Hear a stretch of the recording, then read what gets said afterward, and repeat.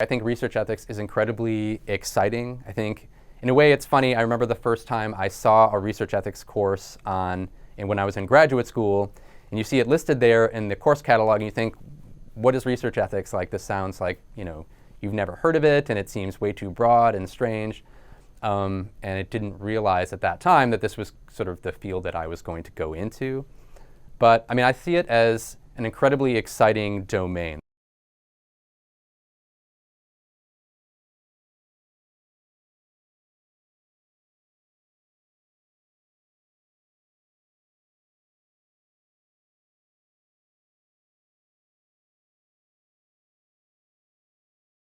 I am Spencer Hay, a PhD in philosophy at the center, and I teach the research ethics course with Rebecca Lee. I do look at research ethics and drug development. I think about issues sort of looking across the entire portfolio of drug development and ask questions about whether or not we are doing this efficiently and sort of maximizing the value that we get out of this enterprise. In the first few classes, we raised this did a kind of scoping where we talked about this tension between trying to protect individual patients versus sort of improving the quality of healthcare for future patients and for everybody.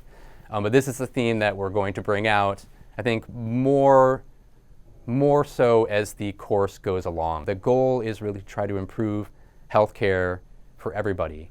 But the process of doing that is incredibly complicated, and it's incredibly demanding, and it touches on sort of fundamental ethical issues about how we ought to treat one another, what we owe to one another as a society, as well as fundamental issues in science for how we ought to design experiments and what you can actually learn on the basis of an experiment. And to me, that makes it this really sort of rich confluence of philosophical and ethical and, in some level, practical issues that I think are well worth exploring.